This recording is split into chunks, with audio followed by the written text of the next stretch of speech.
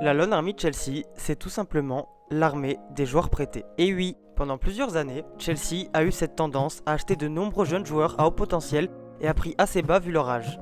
Pour les prêter saison après saison et ensuite soit les intégrer au groupe professionnel s'ils ont le niveau ou alors les revendre s'ils ne rentrent pas dans les plans de Chelsea et accessoirement pour faire de la maille. La Lone Army comporte donc ces joueurs achetés jeunes mais elle est également composée de jeunes joueurs formés au club, ceux qui ont le plus de potentiel pour être développés.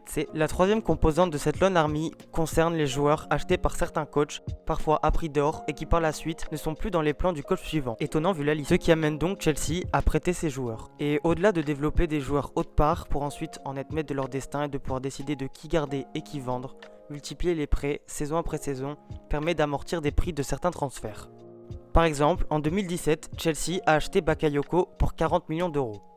Il a ensuite été prêté 3 fois, à l'AC Milan, à Monaco et au Napoli. Les coûts de ces prêts ont déjà rapporté 10 millions d'euros à Chelsea.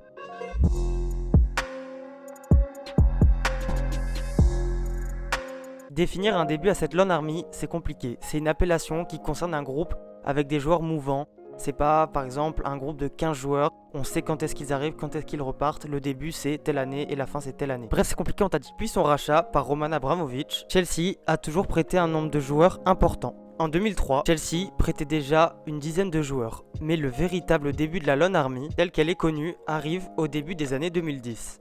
Lors de la saison 2010-2011, Chelsea prête 20 joueurs. C'est même à partir de cette saison que des véritables légendes de la Lone Army font leur apparition. On peut penser à Delach, également à Thomas Kalas ou à Gaël Kakuta. La saison suivante, de nombreux jeunes sont recrutés. Et si je devais définir un début à cette Lone Army, eh bien ce serait cette saison-là. Sont recrutés Thibaut Courtois, Romelu Lukaku, Kevin De Bruyne, Lucas Piazon, Oriol Romeu, Ulises Davila et Patrick Bamford. Les deux saisons suivantes, ce sont joueurs qui sont prêtés. En 2014, le club commence à se calmer en termes d'achat. Cette saison-là, seul Pasalic est recruté, mais atteint son apogée en termes de prêts, avec pas moins de 42 joueurs prêtés tout autour du monde. C'est énorme, 42. Par la suite, Chelsea continue de prêter un nombre de joueurs important saison après saison, mais néanmoins un nombre en baisse saison après saison.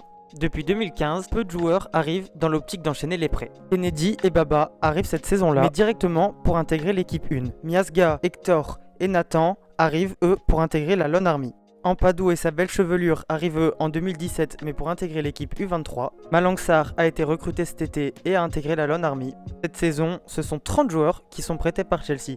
Mais sur ces 30, 12 sont de l'équipe U23 et peuvent à peu près tous espérer un avenir à long terme au club.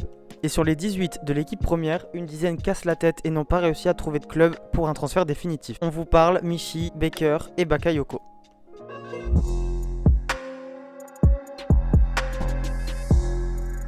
Certains joueurs de la Lone Army ont rapporté beaucoup d'argent à Chelsea. C'est le cas, c'est indéniable. Mais déjà, c'est pas le cas de tout le monde. Et ensuite, ce sont des réussites financières, mais pas forcément sportives.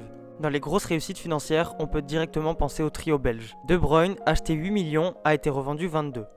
Lukaku, acheté 15 millions, a été revendu 38. Et Courtois, acheté 9 millions, a rapporté 36 millions d'euros à Chelsea. Effectivement, de très belles réussites financières, ces 3 joueurs ont rapporté un bénéfice de 63 millions d'euros. Des réussites à relativiser. Certes, ils ont rapporté beaucoup d'argent, ils auraient pu rapporter bien plus financièrement, mais surtout sportivement. Après son départ de Chelsea, De Bruyne claque 20 buts et 36 passes décisives en 18 mois à Wolfsburg, et ensuite est vendu pour 75 millions d'euros à Manchester City, où il est aujourd'hui un des meilleurs joueurs du monde. Lukaku a été vendu 75 millions et 85 millions par Manchester et Everton. Et bien que personnellement pas fan du joueur, si j'ai le choix entre lui ou Abraham et Giroud, le choix est vraiment vite fait. Courtois, lui, a bien eu sa chance et est parti pour des raisons sportives.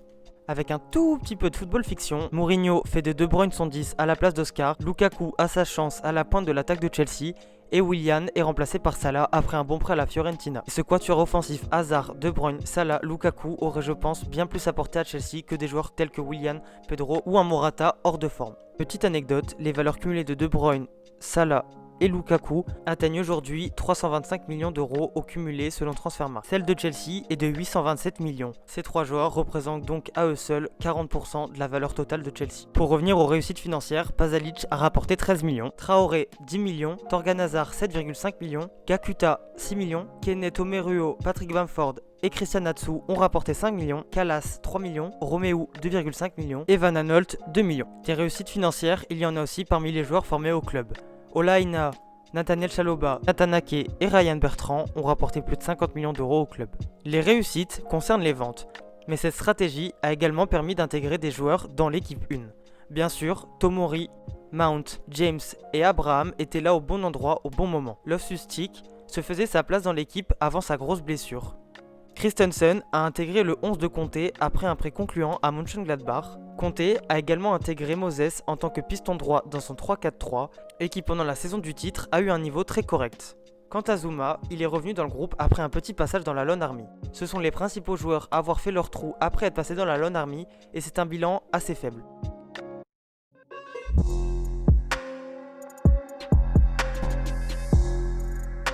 Des échecs dans la Lone Army, il y en a eu.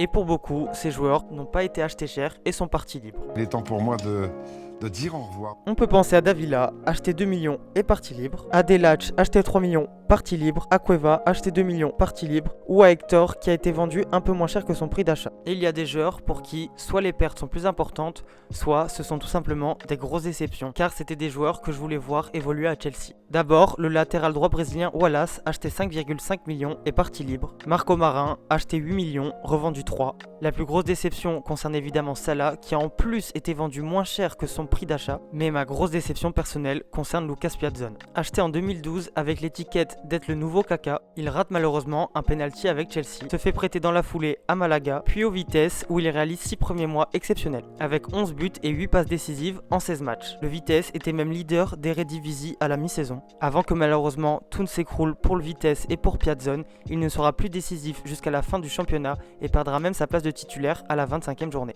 Il enchaîne ensuite un prêt à Francfort qui est un échec, il ne connaîtra que 11 titularisations en Bundesliga. Viennent ensuite des prêts mitigés en Championship où les blessures viennent ternir son bilan.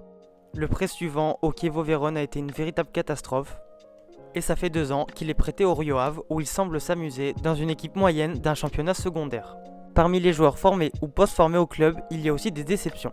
Des joueurs que j'aurais aimé voir intégrer l'équipe première et qui sont aujourd'hui soit vendus, soit encore sous contrat à Chelsea mais n'ont tout simplement plus le niveau et enchaînent les prêts dans des petits clubs.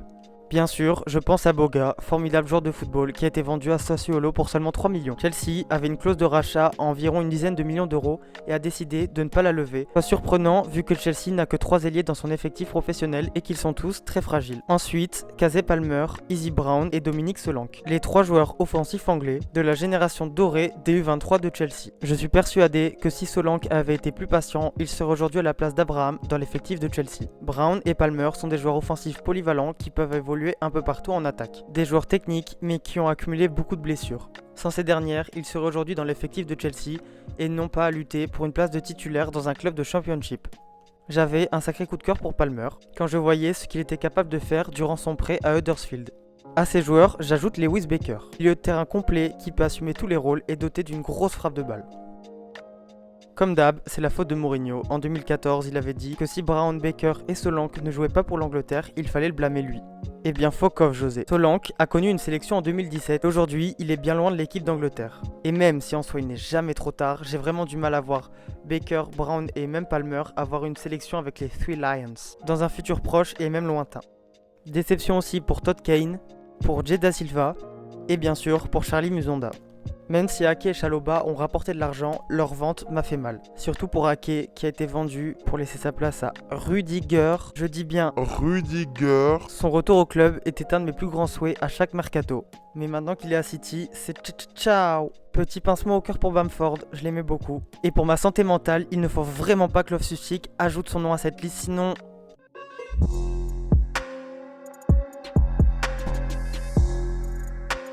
Au final, que penser de la Lone Army ? Premièrement, sur un plan financier, la Lone Army a été rentable. Paul dit, en même temps, se faire 65 millions de bénéfices sur 3 joueurs, ça donne un matelas confortable. Donc, malgré les joueurs qui n'ont pas rapporté d'argent, la balance est largement positive. J'avoue, j'ai pas calculé, mais ça me paraît évident. Sur un plan sportif concret, c'est mitigé. Elle a permis, certes, d'intégrer certains joueurs, mais si on détaille ces joueurs, Tomori, Mount, Abraham, James, Christensen et Loftus-Cheek ont été formés ou post-formés au club pour Christensen.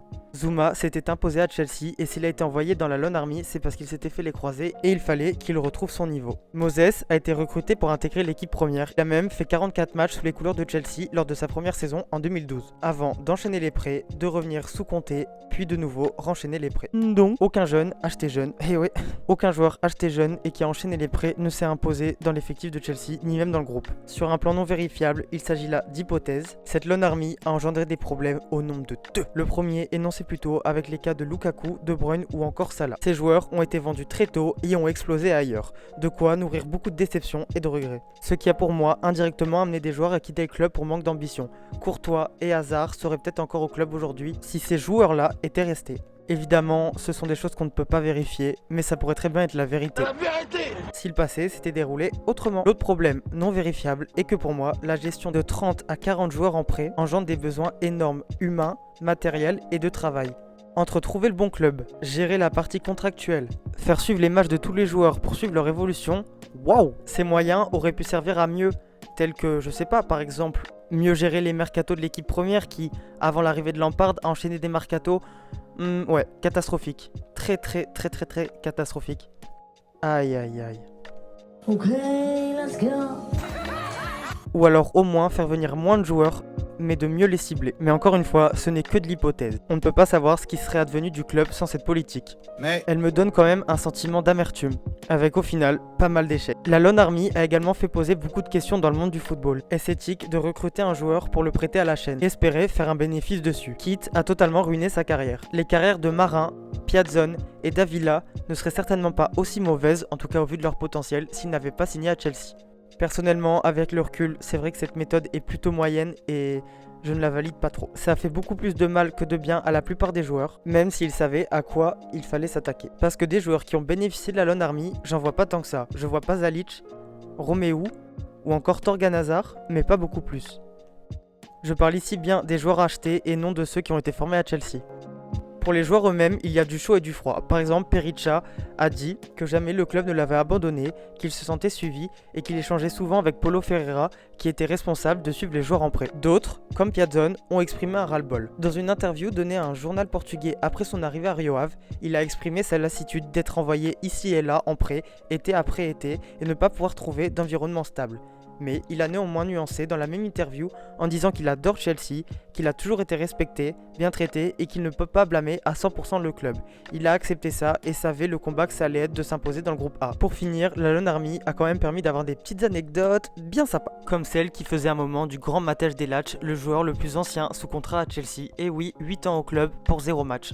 Christian Atsu, joueur très moyen, a touché un salaire pendant 4 ans par Chelsea pour être prêté dans des clubs et cirer le banc, ou qu'un club comme l'Udinese a posé 5 millions sur un joueur comme Perica qui avait inscrit 4 buts en 22 matchs sous leur couleur. Faut-il le noter, qui est un buteur et qui part 2 ans plus tard avec un bilan de 11 buts en 71 matchs sous les couleurs du maillot d'Udine.